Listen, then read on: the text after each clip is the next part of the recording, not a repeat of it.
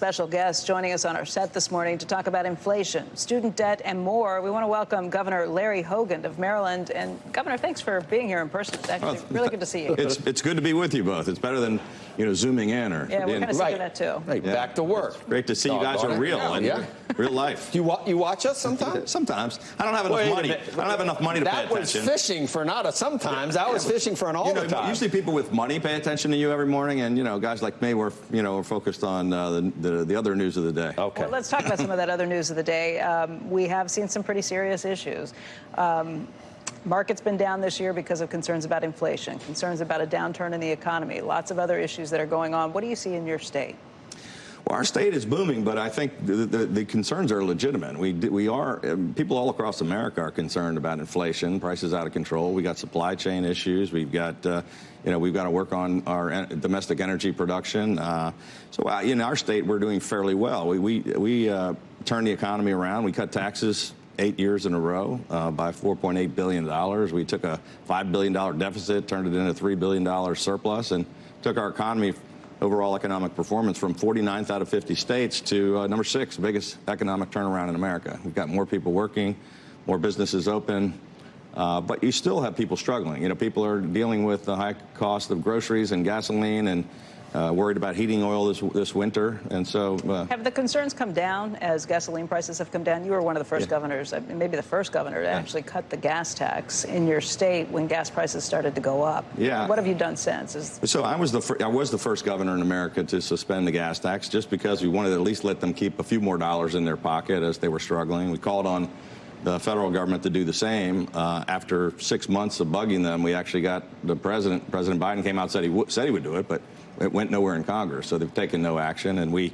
I got together with 24 other governors pushing the Biden administration to reverse their energy policies and allow for the Keystone XL pipeline and more domestic drilling so that we can continue to produce our own energy. I'm an all of the above energy guy. Have you put the gas tax back on at this point? I had to get legislative approval, and my 70% Democratic legislature did not want to extend it any further. But in the short term, when they were really high, it helped. We saved people about $150 million right off the bat, and a few other states followed us, but not many. The reason oil prices have come down is because of concern about a real slowdown in the economy globally.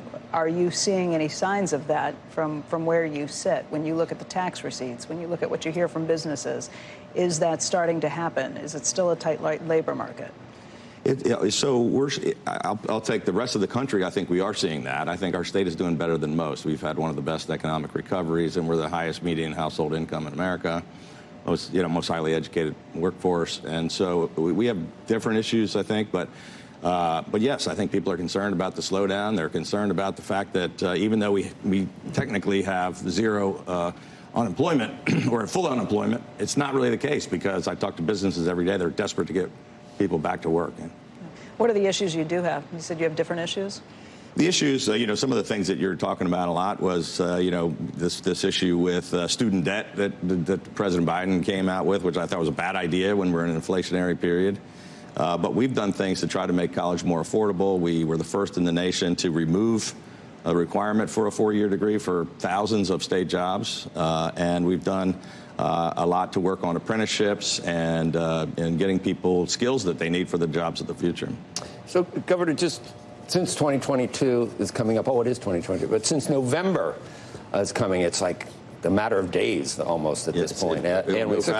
So we got that coming up, and then we have 2024 coming up. And I'm thinking about both the Democratic Party and the Republican Party and how fractured each one is. And I'm wondering, this is a democracy. I know people think they're worried about the democracy. I myself am not. I think we're going to be fine. But on the left, I think you've got a president who some people don't want to run again because they think he probably has passed the point of where he's as effective as he would have been when he was younger. On the other side, you've got a former president who may even be more powerful with his base after some recent events. And that leaves people with the prospect of a Biden-Trump rematch in 2024. And I think that's not something that the majority of the people in America want to see. About 70% of the people in the country would not like to see a Biden-Trump rematch. But I agree with you.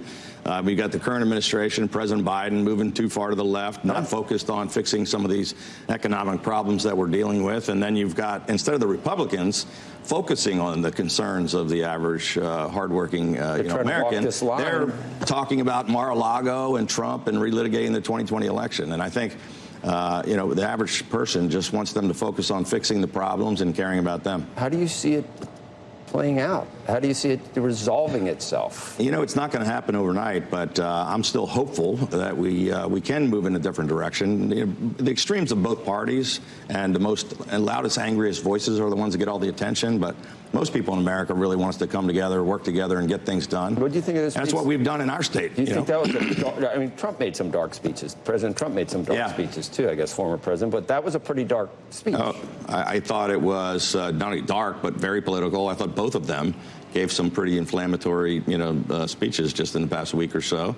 And it's, again, that's all we're talking about on the news is, this Trump and Biden and, crazy, angry politics, calling each other names. And instead of saying, we're going to, how about a positive, hopeful vision for where we're going to take America? You think we're depleting the SPR is a good idea at this point? Or are we opening up our own ability to find hydrocarbons? Are we doing that enough here? I don't think we are. No, I think I'm for expanded energy production all across America, and I think that we got to reverse the policies of Joe Biden and get back to not being so reliant on foreign countries. Are you going to run for president, Governor? I'm going to take a look at it when I finish my term as governor next January. A lot of people have encouraged me to do so, but I haven't really made that decision. It's something I'll sit down with my family and my advisors and see if I know I want to be a voice, and I know I want to play a role in getting the country back on track, but not sure exactly what that's going to be. If you had to pick 3 things you'd like to fix first, what would they be? Well, I'd like to work on the economy. The other thing I'm focused on is, crime is a big issue, and education. I think those are the concerns. I mentioned, started a refund the police initiative. We're backing the blue, trying to stop the violence in our inner cities, something I've been focused on for 8 years as governor. And I think, we've turned our economy around. I think some of the things we've done in our state are exactly what we need to do with the country. Biggest challenge you think that the country faces, though, in terms of what Joe just laid out? I think the biggest challenge that faces the country is the toxic politics today. The fact that Washington is completely broken. There's nothing but divisiveness and dysfunction, and nothing ever gets done. And frankly, both parties are to blame.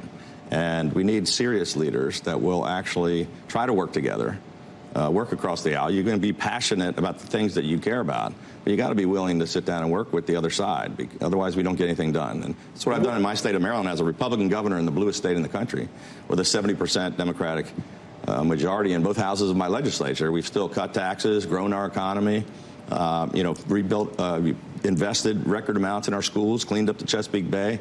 By working together in a bipartisan, common sense way. So nationally, what would you run on?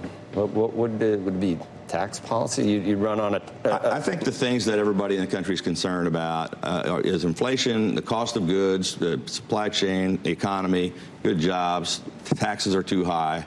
Run on doing something about the crime and supporting the police. Work on making sure parents have more of a role in deciding about their kids' education.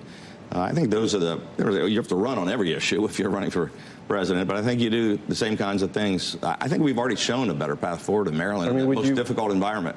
Would you do anything with entitlements? I think that you have to take a look at entitlements. I've rolled out a detailed plan about what we're going to do, but obviously that's a major issue we haven't been able to solve for decades. Can we read your lips? No new taxes? Or? Yeah. Well, look, I ran for governor. Did you do it again? I ran for governor because my predecessor had raised taxes 43 times in a row, and I was a small business owner that was getting crushed. And I got frustrated enough to run in a place where no one thought a Republican could win. And then I cut taxes 8 years in a row. And you haven't had a single tax increase in 8 years. You'd drill more? You'd open offshore? I think, we have to drill more offshore and onshore and open up the pipeline and reverse almost all the energy policies of the Biden administration. At the same time. You can walk and chew gum, yeah. How do you fix inflation? Because most people look at it and say this is the Fed's job to do at this point. What can government do to help? Yeah, that's a good question. I mean, I think the Fed obviously has a role, and you don't want to just, have a bunch of politicians, mucking it up. But getting out of the way and letting the economy grow, we eliminated or rewrote 14,000 regulations, and we made our government unabashedly pro-business and pro-jobs, and changed the whole mission of state government to say, how do we help these small businesses grow and put more people to work? And I think, by cutting taxes and putting more money in people's pocket, we passed the Retirement Tax Elimination Act so that people that were, on fixed incomes didn't have to move out of our state because they're being taxed too much. I think there are roles to play both at the federal, state, and local government, and actions that should be taken. But we got to stop playing politics. Well, Governor Hogan, thank you for coming in today. Governor, thank you. Are you going to be raising money? Are you thinking about donating? No, not me, but you know this, like the richest guy in the country, no, not really, but one of the most successful hedge fund guys, David Tepper, tells me, get him to run. Oh, wow. I love Larry Hogan, get him to run. And then he says, because you guys, I don't know, have some similar characteristics. I guess it might be talking about. He goes, maybe that's why I like him. But I said, can I quote you? And he goes, the hair. Is that, that's my strong suit. I had cancer when I first became governor. I got this very clean look now. Yeah. I used to have good TV hair. But no, that's great. I got my first thumbs up. Then you don't need anybody else. We're here in New York. Oh, wait a minute. Raising money right now, actually, and we stopped by to see you. Well, Came in from Oregon last night, and we're here with you today. He owns what's he own now? The parent. We're going to make a note of that. I'm going to follow up right away. Tell him I appreciate Two P's. Good words. Two P's. All right, Governor. Governor, thanks for coming in. We'll be following. Thank you very much. We'll see you again soon. It was great being with you both. You're lucky you came in today. I mean, that might be worth it right there, regardless of what you said. No question. Well, thanks for having me. It was a great opportunity. You're welcome. There's limits, right? I mean, you can't fund the whole. Yes. Okay. There are. I like this seat. Maybe I'll just come and fill in whenever you're Great Andrew out. Yeah. All right, coming up.